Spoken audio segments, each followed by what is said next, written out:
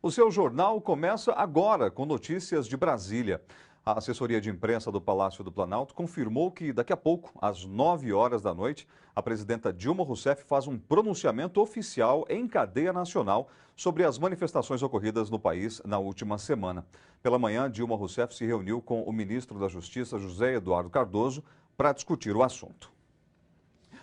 Durante um encontro com organizadores da Jornada Mundial da Juventude, o ministro da Secretaria-Geral da Presidência da República, Gilberto Carvalho, demonstrou preocupação do governo com a violência durante as manifestações. Ele também disse que vai ser preciso entender as novas reivindicações.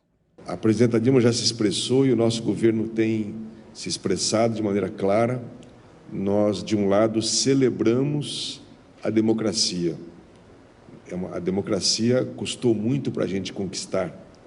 Ao mesmo tempo, nós temos que entender que essas manifestações estão demandando mudanças. A atitude do governo federal, desde o primeiro momento, foi ir ao encontro das manifestações, abrir o Palácio para conversas com lideranças, tendo a compreensão de que se trata de um novo tipo de movimento, de um novo tipo de liderança, de uma nova forma de organização. O que é que está preocupando nos últimos momentos, sobretudo? É que as manifestações acabam sendo palco para a manifestação de um tipo de expressão lamentável e irresponsável de vandalismo que nós não podemos aceitar. Agora, há pouco, os servidores do Ministério das Relações Exteriores realizaram um ato com um abraço simbólico ao Palácio do Itamaraty, alvo dos protestos na noite de ontem. Quem passa por aqui é amante da paz, da cooperação, do diálogo e da negociação.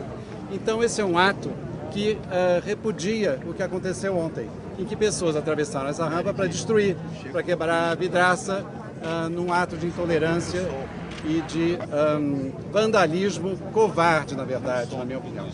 E eu sei que isso aí foi um ato isolado. Eu tenho dito que os manifestantes pacíficos, que são a enorme maioria dos que estão saindo às ruas no Brasil, têm reivindicações legítimas.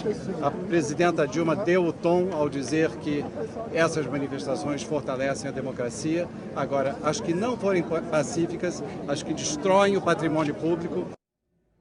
E já está com a gente aqui no estúdio o comentarista de política do seu jornal, Paulo Vanucchi. Boa noite, Vanucchi. Boa noite, Eli. Paulo, nós queremos saber quais são as suas impressões sobre os acontecimentos que já estão envolvendo aí essas manifestações populares nas ruas brasileiras. Eli, bom, está claro que o mês de junho de 2013 ficará marcado na história como um ponto de muito impacto.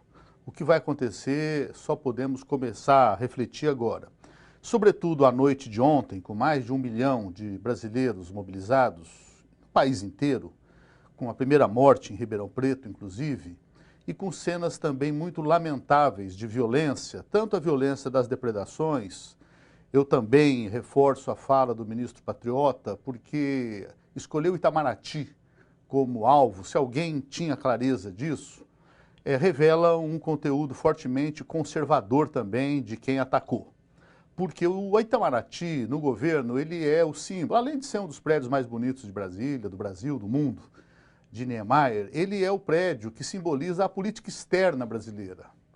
E faz 10 anos que essa política externa teve uma reviravolta. O Brasil agora é um país soberano, não gira mais na órbita norte-americana. Será que quem atacou estava extravasando apenas o seu sentimento de revolta, inconsequente? O ministro Gilberto Carvalho falou em vandalismo. Ou será que havia também uma orientação política? São respostas difíceis. Agora, a violência, sobretudo em São Paulo, contra partidos. Isso é muito antidemocrático, porque não há democracia sem partidos, não há democracia sem parlamento, sem judiciário, sem poderes respeitados. E são poderes definidos pelo voto popular. Então, aquilo que era um grande caldeirão misturando uma juventude que quer e tem todo o direito de protestar, no caso de São Paulo, do Rio, das maiores cidades, é que as cidades elas estão se transformando numa espécie de inferno urbano. O prefeito Fernando Haddad, na campanha, falou que o Brasil tinha mudado da porta da casa para dentro. em São Paulo, porque da porta da casa para fora, o transporte cada vez pior, a violência. Então, nesse sentido aí, havia o sopro inicial, o movimento Passe Livre, propunha uma luta democrática. Você pode concordar, discordar da ideia, mas era muito bem-vindo, sobretudo a juventude que vem participar. Ela perde a descrença na política. Já ontem, essa juventude começou a ser cerceada por grupos que repeliam a política. E quando você repele a política e não quer fazer uma política não partidária, fora dos partidos, ótimo. Mas quando você agride e expulsa os partidos, inclusive partidos como o PSTU, o PSOL e outros, setores do PT, do PCdoB, que apoiaram o movimento Passe Livre o tempo todo, então está claro que o movimento correu um risco de ser invadido por forças de direita antidemocráticas que, no fundo, querem anular as grandes conquistas do Brasil nesses últimos 10 anos. Vai depender muito de como cada brasileiro, cada brasileira, daqui a pouco teremos o pronunciamento oficial da presidenta Dilma, para ver qual é a resposta, como transformar essa grande mobilização num avanço para a democracia no nosso país.